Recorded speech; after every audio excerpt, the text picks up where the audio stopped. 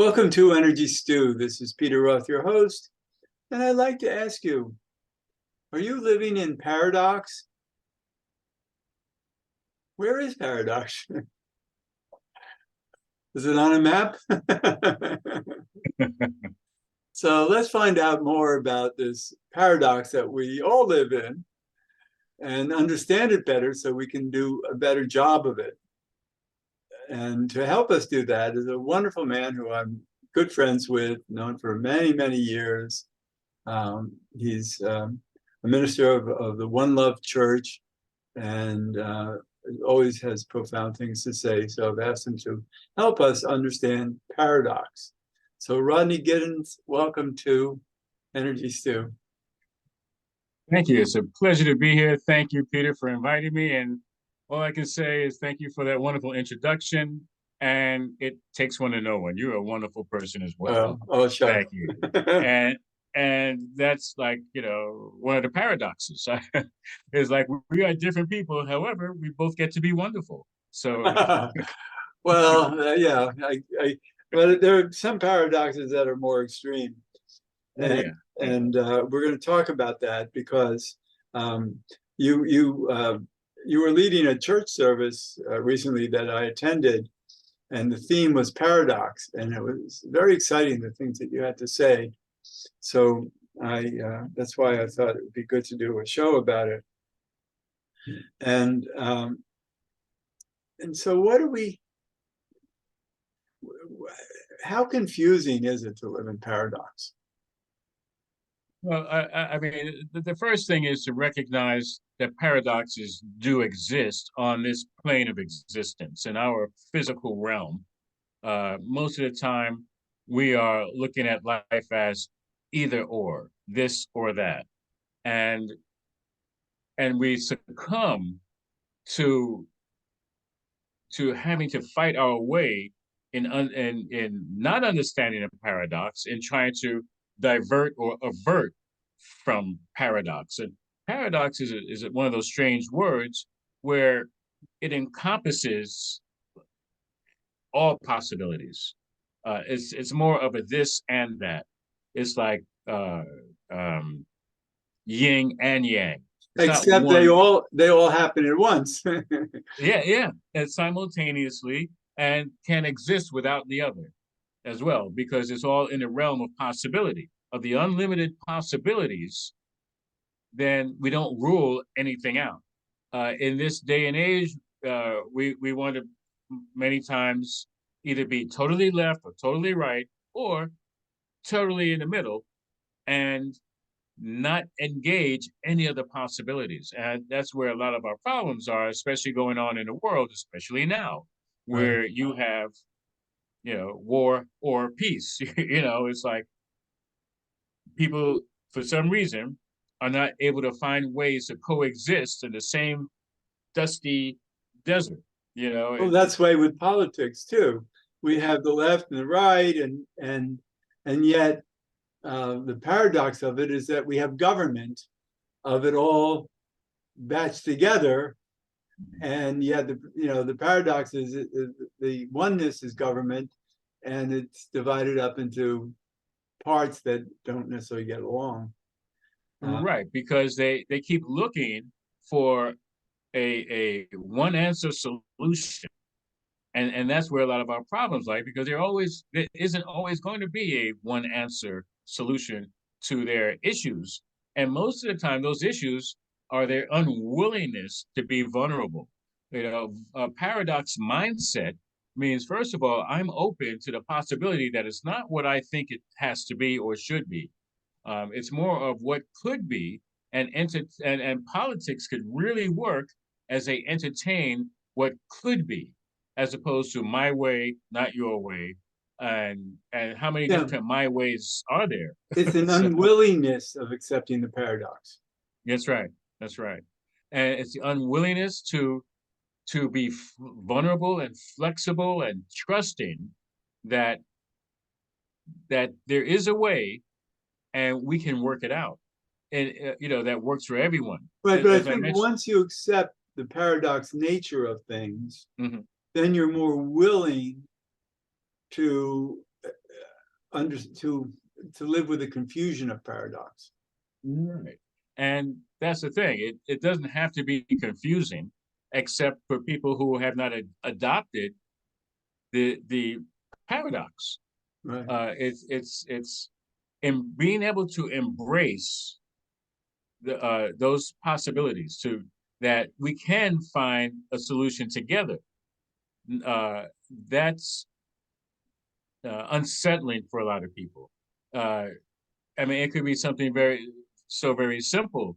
Uh, I know I was brought up to learn as much as possible and contain all this knowledge and turn it into wisdom and that's like one of the main aspects of life. Learn, learn, learn. And there was a quote by Socrates, basically a paraphrase. It's like the more I learn, the more I realize that uh, the less I know. And That's a it's when paradox right there. yeah, it is because we think that by accumulating more information that we're going to know everything, and it turns out that the more we find out about life, the more we find out that there's more to find out.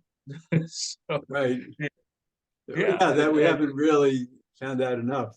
And right. so, but what I'm looking, let's look at the big picture. Okay. I'm Uh-huh. thinking of the paradox of life, of let's call it, and you're a minister, so let's call it um, the paradox of God in a Mhm. world of good and evil. Why would God give us this paradox? Why can't we just have it easy and be everything good? Well, and it's unfortunately it falls more under religion rather than spirituality. And Well, it's true uh, though. There is good and bad, and you wonder if there's this almighty God out there somewhere somehow that's creating this wonderful love and light and this all this wonder that God represents. Why is there such darkness? well, that's because of the way that we're taught. We're taught that there is a good and bad.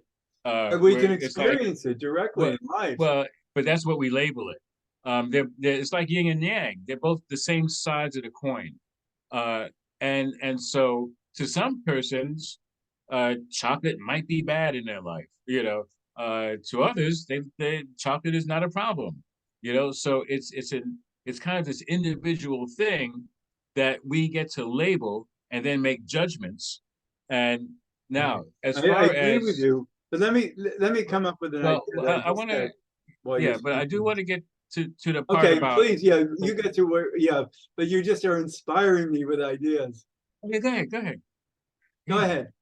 ahead. So the concept of what we call God, supreme being, the creator of all things, there was a quote that said, "Is it possible?" And I'm going to paraphrase it, that the creator could create a stone too heavy for it to lift? So how is it possible that the all-knowing, all-wise, all-powerful being could create something that it couldn't even lift? All right. So we have to start conceptualizing something different about what we call God, the supreme being. And the supreme being would not make anything contrary to itself, to something that creates more and more of itself and never less.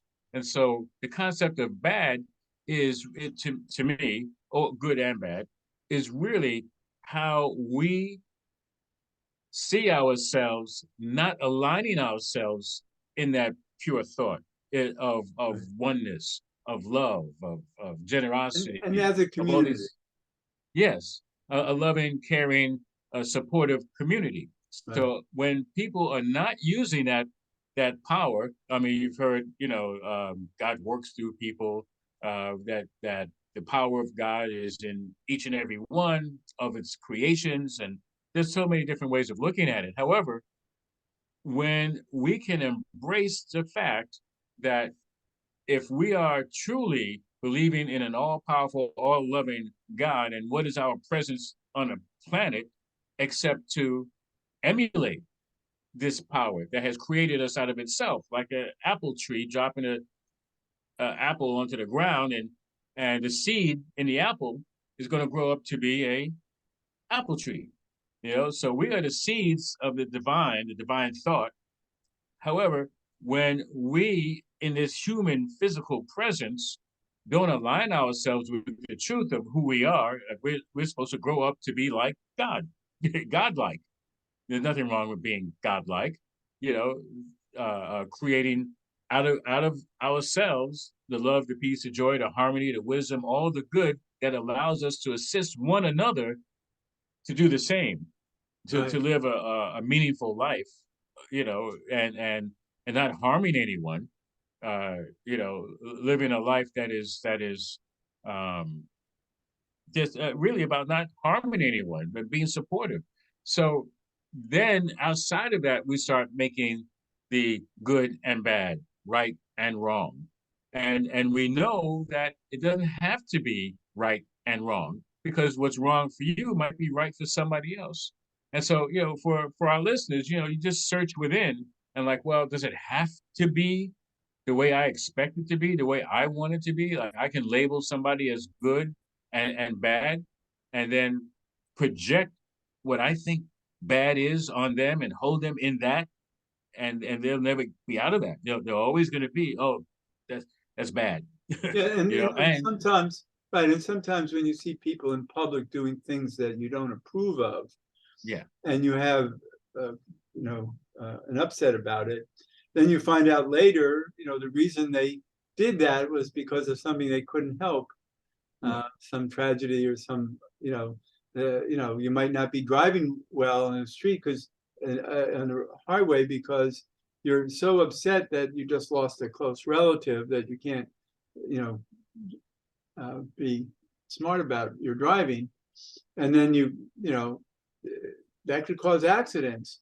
But people, often they're just in mental straits that they can't help themselves. Then they shouldn't get in the car to begin with, but that's a different story. But but so I was thinking that like the paradox, I'm thinking like the paradox of war, where you have the Mhm. good guys and the bad guys, and certainly killing is something we don't approve of anyway. But I think to get to that place, the paradox was in not understanding each other and the needs and be open to the possibilities of creating peace to begin with. And the paradox, I think one of the highest forms of understanding and using paradox is to realize that it breeds curiosity. It's like we wonder, why is this? And we of ourselves, uh, we're not really fit to answer it by ourselves. We're only going to have one perspective of what we think peace should look like, uh, Right. regardless. Yeah, I mean, yeah, people move into this one land and then call it their own and want to kick out whoever's there. Well, Oh, yeah, Hitler had a good idea of what peace was like, and they just get rid of all right. the Jews, etc., and that heads towards peace. So we can't always agree on what makes life work or not. But I like what you're saying about maintaining curiosity. In other words, always question um, the paradox nature of each thing, and therefore you can examine it and keep on asking questions and be open to inclusion, integration, and change, and not only have to have your own way. Mhm. Well, it's unsettling to people, Peter. People, many times we're not taught to live in the curiosity. We're taught to, question, get an answer, and move on, uh, and close the book on it. And when we allow ourselves to be curious, interest, it piques our interest. We do want to know more. However, uh, without the attachment of having to make it be this certain way so that we can grasp it with our limited thinking, our limited capability to embrace the wholeness of it, will just take a little slice, take a little piece. Right. Okay, I can grasp that. I can chew on that. I can swallow that, and that's it. Don't try to feed me any more than that. As opposed Right. to, oh, well, let me take a little bit of this and try a little bit of that, and But then so yeah, this is an answer. yeah, And what I see in coming back to the word paradox mhm, is that if you're not willing to live in the paradox of things, you're not willing to look for answers because you all want to have it the way you want to have it, not the way that it shows up in life as, let's say, two or three or four sides. and a lot of it falls on how we view ourselves in our own life. We get to be very judgmental about ourselves, very critical, and then start judging the world the world outside of our world, or including in our world, by our own standards. Yeah, And that's what shuts everything down. A lot of times, whether it's Hitler or anybody who wants to do harm to somebody for their own good, for the good of the people, without asking the people. Uh, you know, it's their fear that is running the show, and thinking that if I'm afraid of them, and I think if they're probably going to get me, and therefore I got to get them before they get me, and that's really, I think, how all this conflict begins. yeah, it's People, fear, of course, fear, and not open mhm, to opportunity. But I'm thinking of another interesting paradox is self. uh-huh, You because you started you mentioned that, and but what about how many wonderful people that who we each know separately and together who are wonderful, but they don't think so. mhm, And what's the paradox of that? Here's a and I think everybody can address that in different ways in themselves because we all are seen by others usually much more positive than we see ourselves. yeah, We yeah, know our own flaws. yeah, and that's quite true. And unfortunately, we're given so many examples of that in our lives where we're deprecating. Is that the word? Yes. We're not we're not appreciating ourselves, or we're taught that we need to be something other than ourselves, or so-called greater than we seem to be, and so therefore, let me just keep playing small and not living into my true nature. And so the paradox of that is really, um, am I, am I that? And we don't have to ask because we already are. But because we ask, therefore we're not actually living it. So I think that's one of Right. the biggest problems, is that we doubt, we don't have faith and trust in life, in a true higher power, And in at a the true same higher. time, right, at the same time, other people might have faith and trust in us, and we don't have it for ourselves. I Right? can attest to that. I can think of so many in school.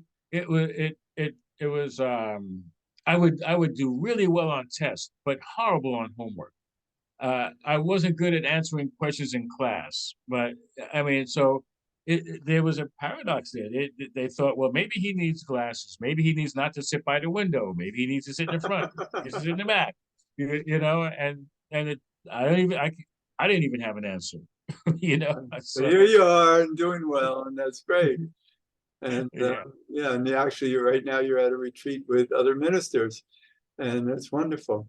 And so life, we just have to be humble in the paradox of life that it's going to keep on hitting us with two sides, Mhm. and that often we can't understand how to mix them together. There are parts of us that we don't like that we need to change because we're smart and know that it's not as worthy as we could be. And there are other parts of us that are wonderful, and we might not give them a chance because we are dwelling on the lower side. And so if we can just live in the idea paradox, we can live in the idea that of multiplicity, of of right and wrong, good and bad, wonderful or not wonderful, all of that together, and just love the process of life, and own the paradox. Yeah, and the thing is, it's being able to be settled within ourselves without having to have something concrete to hold on to, whether it's beneficial for us or not. Um, some people just want to hold on to something just because they feel secure, and it could be a false sense of security, and they're not necessarily willing to be open, willing to, and we used that word before, vulnerable, but or even curious to see what would happen if I let go, like let go of the shore.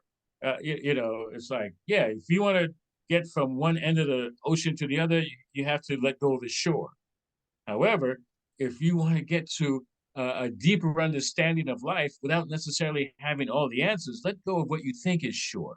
Let go of Yeah, that shore, that yeah, sureness that even holds us back from venturing out. right. Yeah. So this is wonderful, that the whole idea, I like this word that we're so focused on, because if we can own it, it can allow us to take risks, to know that you have to have the paradox of multiplicity, let's say, without um, being insecure. Well, and that's where inventions come from. That's where those possibilities come, because if uh, um, uh, the one who invented the light bulb, I don't know why his name just escaped me. Yeah, Well, Thomas Edison. Thomas Edison gets credit for making the light bulb, but however, he failed like 10,000 times before he finally created a working light bulb.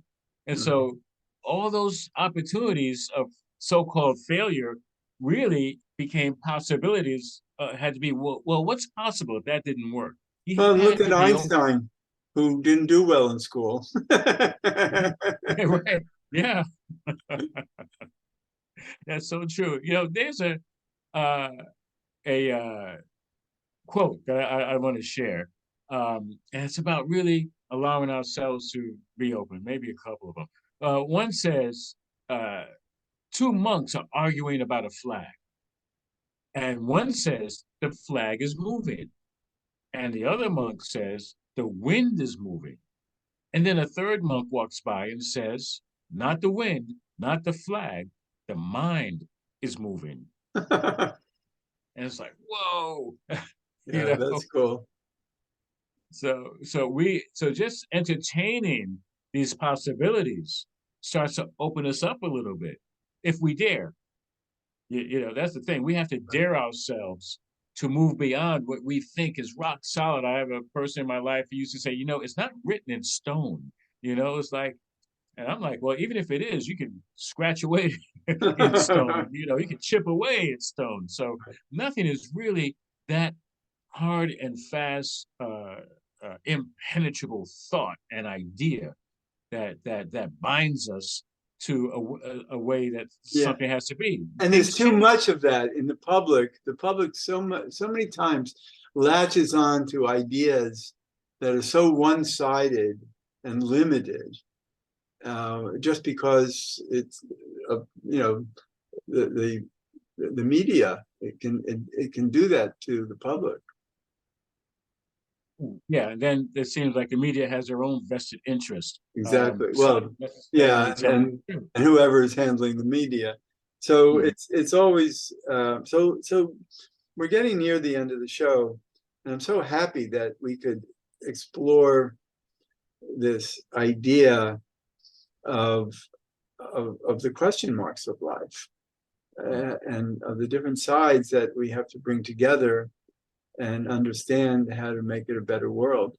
and a better life for ourselves. And and I thank you, for inviting me into this discussion. And I mean, listen, we know that the only thing that, as I say, the only thing that doesn't change is change.